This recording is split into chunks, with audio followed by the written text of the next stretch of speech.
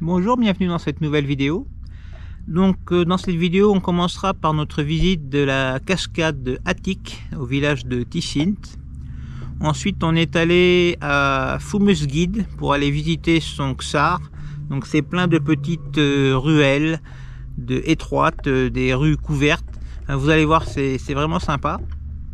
Et ensuite on est allé dans le village de Tamgrout pour aller visiter la coopérative des potiers. Donc c'est là qu'on a fait la connaissance de notre guide Hakim, qui après la visite nous a invités chez lui pour manger un couscous.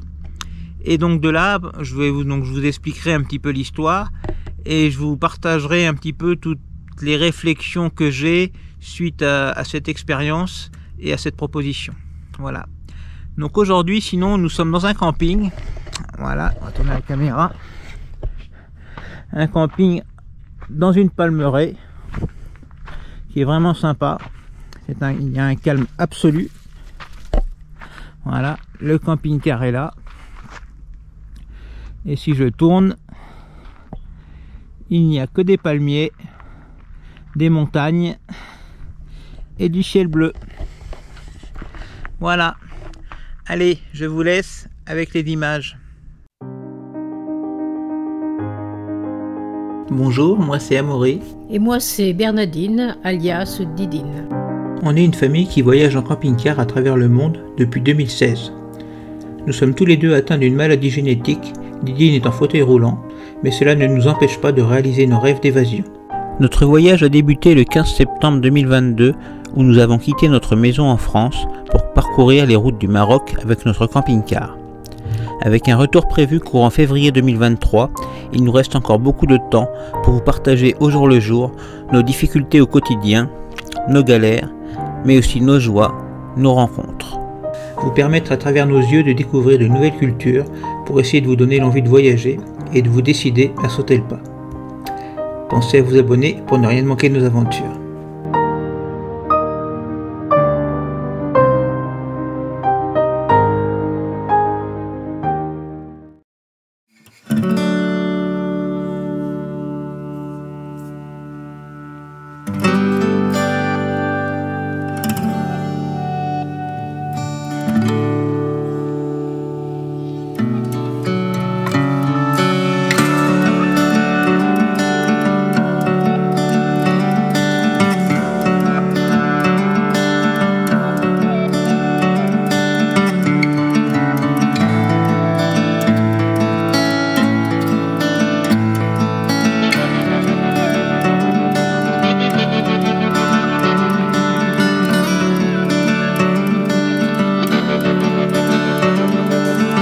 Les cascades Atik sont situées dans le village de Tisint.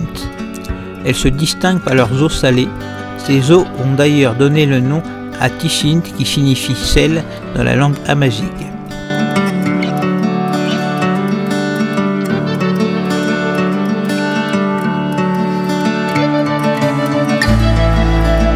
Ces cascades ont été une étape parfaite pour nous sur la route entre Tata et Fumusguid. Un petit parking avec cette vue magnifique pour prendre notre repas du midi avant de reprendre la route. C'était parfait, une très bonne halte rafraîchissante.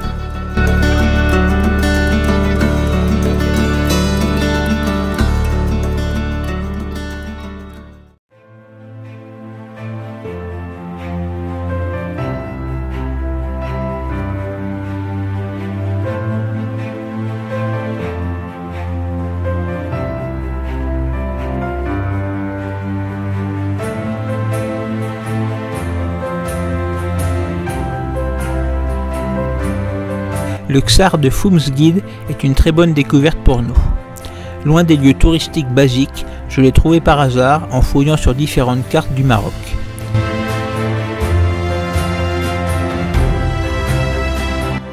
Je n'ai trouvé aucune information qui relate son histoire, alors je ne vous parlerai seulement de notre expérience. Le lieu est un véritable labyrinthe de ruelles étroites, de tunnels sombres, le tout sur une piste en terre battue, très accidentée par endroits. Des parties ont souffert avec le temps et sont même effondrées pour certaines.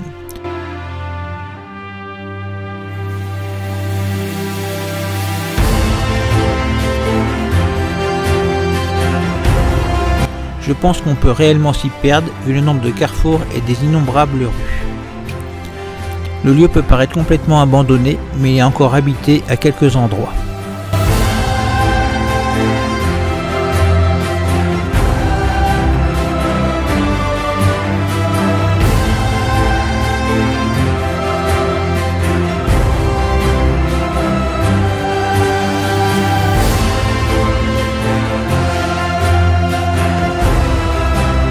Nous adorons ce genre de lieu pittoresque où nous pouvons nous immerger totalement en flânant entre ces murs.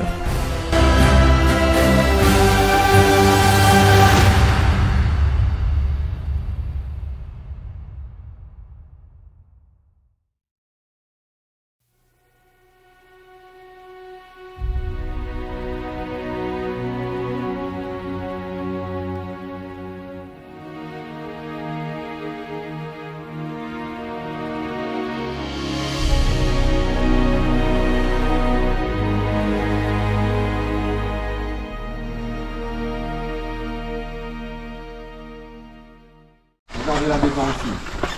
Toute la maison, c'est des maisons souterraines. Hein. Ah, d'accord. C'est des habitations avec des souterrains. Et des escaliers pour mettre des souterrains. Et il y a une raison d'habiter sous terre? Oui. Ouais, pour la chaleur peut-être? Pour la chaleur, oui. Pour la chaleur. Oui, c'est vrai que Parce c'est que très chaud l'été, par parce ici. que l'été, ça monte à 55 degrés. Ah oui, À l'extérieur du village. Mais à l'intérieur, c'est frais, c'est climat gratuit. D'accord. La clim gratuite. c'est une cave. Oui, mais il faut ouais. pouvoir y aller. Ah bah toi oui. Et dans la maison, ici, ouais, il y a 3 étages. Ah oui. Trois Ouais. étages. La première étage, c'est ce terre, une grande salon pour la famille. La deuxième, on fait des chambres. La troisième, on fait la terrasse avec la cuisine. Parce que l'été, quand il y a la chaleur trop chaude, on ne dort pas dans la chambre, on dort dans la terrasse. Pour faire la cuisine, on fait dans la terrasse, on utilise du bois de palmier pour ça cause du fumée, on fait de la terrasse. Voici Hakim, notre guide à Tamgrout, très gentil, avec un bon français. Il nous a fait découvrir le village et nous a ensuite invités dans sa maison pour manger un très bon couscous. Donc voilà, ici il y en a la coopérative de village, parce qu'avant dans le village de Tamgrout, il y en a 2 coopératives. Un coopératif des dattes, des palmiers, des bâtilliers, et un poterie, enfin un coopératif des poteries. Maintenant il reste qu'un coopératif pour le village, juste la coopérative de la poterie, parce qu'il n'y a pas d'État. Et les gens du village, chacun ils connaît l'autre, ils travaillent tous ensemble. Il y a des gens qui ramènent du bois, du palmeraies pour faire chauffer la poterie. Il y a des gens qui ramènent l'argile, parce que chacun ils travaillent tous ensemble dans un coopératif. D'accord.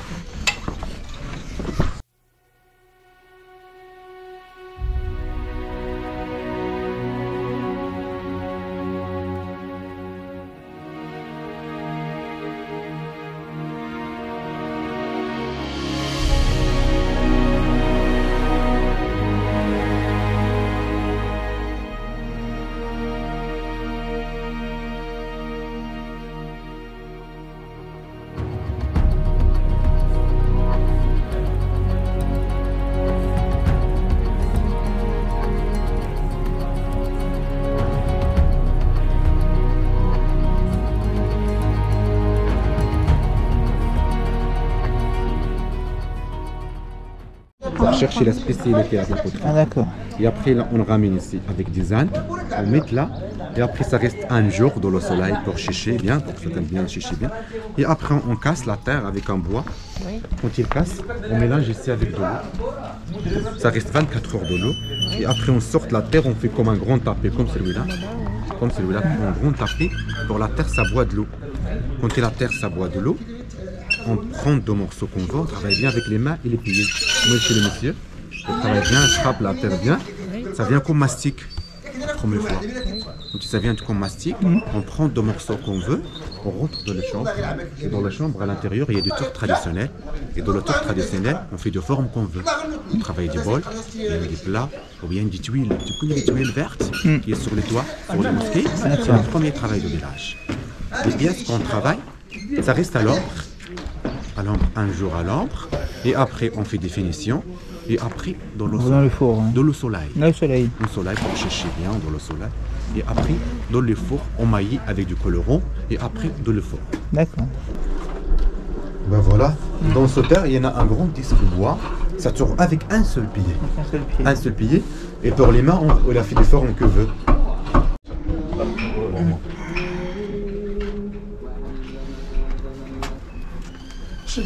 Là, non. Ça, c'est le color pour mailler des pièces. D'accord. Ça, c'est du manganèse qui fait fin pour marquer des yeux, et du cuivre, et la silice, et la farine d'or sans sèche. Et du cuivre. Du cuivre. Ah, du cuivre. Ouais. Du manganèse qui fait fin pour marquer des yeux, du cuivre, la silice et la farine d'or sans sel. Les 4 couleurs, on mélange avec de l'eau. On met l'eau. Il mélange avec l'eau. Et après, il maille les pièces qui déjà sorties de le soleil. Et après, ça vient comme ça la couleur. Et après ça, on les charge là-bas dans les fours. On charge ici. Et les pièces ouvertes, on charge les pièces dedans.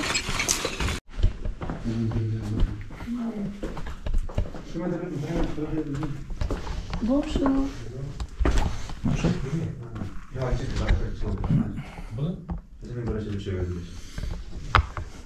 Bon, voilà, c'est le fils de président de village. C'est le fils de président des artisans. Ouais. Bonjour. Je vais donner un peu l'explication sur le color. Sur le color. Ouais.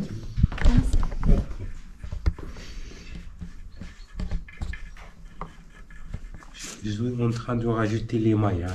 Déjà, les femmes, ils ont mis les décorations là que vous voyez. Et moi, je suis en train de rajouter les mailles pour ça fixer la couleur.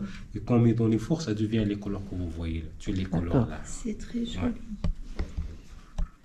Tout ça, c'est fait avec les couleurs naturelles. Je vais expliquer des couleurs comme ils sont. Et pourquoi pas un pinceau? Pourquoi Non, un bout parce de qu'avec bois? le pinceau, ça ne donne pas bien la forme. Hein. Et c'est quoi le petit bois? Ça, c'est un bois de la tamaris. Tamaris. Tamaris. Tamaris, ouais. Un petit bois de tamaris. Tamaris. Ouais. Alors là, on va voir d'abord les premières choses.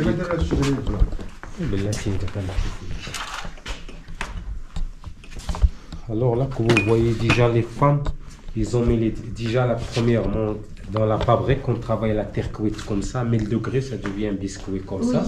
Donc pour les femmes à l'intérieur des maisons, ça se met les décorations et tout ça. Et moi, je suis en train de rajouter les mailles, qu'on met dans les mailles, on met dans les fours pour que ça devienne les couleurs que vous voyez là. Et là, les couleurs qu'on utilise, ils sont là. C'est pour ça qu'ils s'appellent la poterie du désert. Là, on a le bleu indigo qui ça devient tous les bleus que vous voyez. Les bleus. La rose de sable avec les hennis qui ça devient les rouges là que vous voyez. Les rouges. Que les grains du henni seul qui ça devient le marron que vous voyez à côté là-bas. Ça, c'est le pot du grenade avec mimosa, ça devient les couleurs jaunes. Tous les couleurs jaunes là. Là, c'est du manganèse et la silice et la soupe d'orge, l'excès du cuivre, ces couleurs-là bleues. À la cuisson, ça devient le vert ou le jaune là. Ça, c'est une couleur minérale. C'est pas végétal, c'est minéral. Hein. C'est des pierres qu'on trouve dans les montagnes de Tazarine. Hein. C'est ça qui se marque les fameux yeux, le col. C'est ça qui ça devient la couleur verte. Hein. Ça, c'est agate. L'agate, avec ça devient les noirs. Tu les couleurs noires que vous voyez dans les plats là. Ça, c'est la luzerne et la menthe, ça devient les turquoises.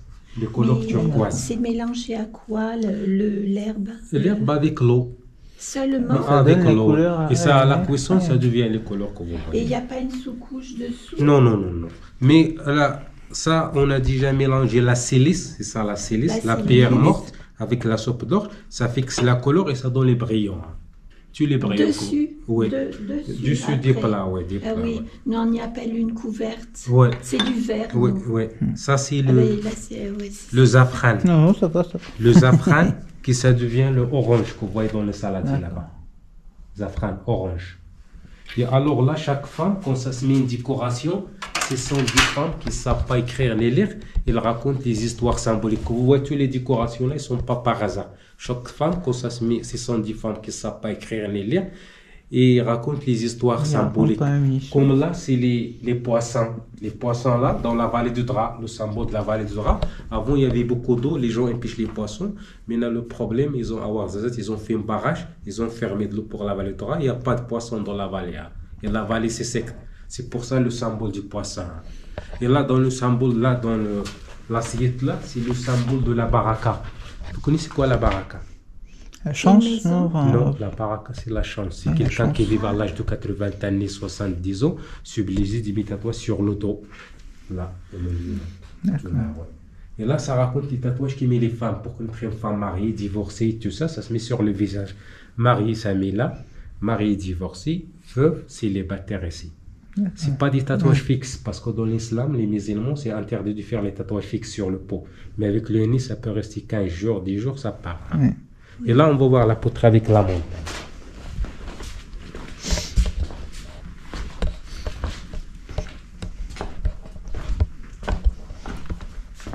C'est la poutre avec l'amande.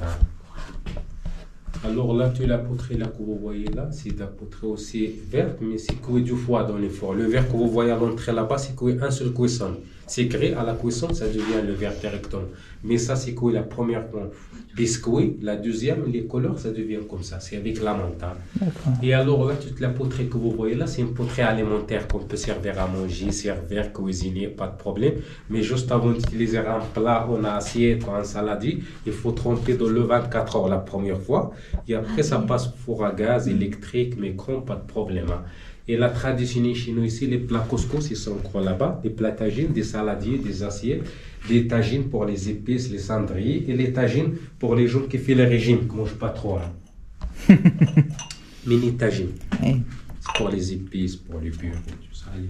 Les tasses pour les cafés. Et la bienvenue, c'est ça où ils vivent les gens du village. Tous les gens qui habitent dans le village, ils habitent avec la poterie là. Quand ça vend par les Marocains, les touristes, ils achètent quelque chose, l'argent, ça se va pour tout le village, pour pas être lui pauvre, lui riche, Mais chacun gagne un tout peu, est c'est partagé. communauté, ouais. Ils travaillent ensemble et après l'argent, ça part pour la communauté. Et la bienvenue, pour apprendre, on a les emballages du journal, des sacs, pour payer, on a les facilités, c'est possible de payer en dirham, en euros, qui n'y a pas ni dirham, l'euro, on fait les crédits berbères. Vous connaissez quoi le crédit berbère? Comment ça marche? Vous payez la moitié maintenant, la moitié avant de sortir. C'est ça le crédit berbère. Voilà. Il est bienvenu pour regarder, pour prendre des photos. Il est prêt ici, c'est le nombre de pièces, plusieurs choses. Il y a un prêt avec la réduction, ce n'est pas des prix fixes. Et c'est mieux pour encourager les gens du village ici, ou les acheter dans les grandes villes et tout ça. C'est mieux pour aider les gens qui ont besoin. Il est bienvenu. Regardez, pour prendre des photos et tout ça. Ouais. Est-ce qu'il est possible d'acheter la poudre verte? Le manganèse? Oui. Oui. Parce que, en fait, je fais de la sculpture. Ah. C'est différent. Moi, je ne fais pas le tour. Ouais. Non, je fais ça. Donc comme je vous l'ai dit dans le début de la vidéo, donc Hakim nous a invités chez lui dans sa maison pour manger un couscous. Donc ce qu'il faut savoir, c'est qu'on était vendredi et que le vendredi dans l'islam, donc c'est le jour des grandes prières et c'est aussi le jour du partage. Donc voilà, donc il nous a invités chez lui. Donc je n'ai pas filmé parce que bon, c'est pas facile, hein. On est invité chez des personnes qu'on ne connaît presque pas, donc demander à les filmer dans leur intimité chez eux, c'est vraiment pas simple. Donc on a préféré ne pas filmer ni prendre de photos d'ailleurs. Donc on a quand même mangé, donc le couscous c'était très très bon et Hakim et sa femme sont vraiment très sympas. Donc les réflexions maintenant que j'ai un petit peu avec tout ça, c'est si on transpose un peu tout ça, si j'étais moi à la place d'Hakim en France, est-ce que j'inviterais quelqu'un chez moi que je ne connais que depuis 1 heure ou 2 pour manger, pour l'inviter à manger, quoi? Je n'ai pas la réponse, je sais pas. J'aimerais dire oui, mais je ne sais pas vraiment. Bon, ça serait peut-être une question de feeling avec la personne, mais je n'ai pas la réponse. Et si vous avez une réponse à cette question-là, eh bien j'aimerais bien la connaître.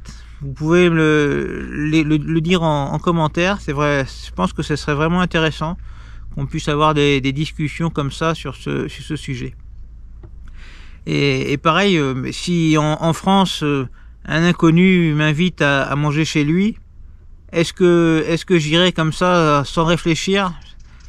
C'est pareil, j'ai vraiment pas trop la réponse, je ne sais pas.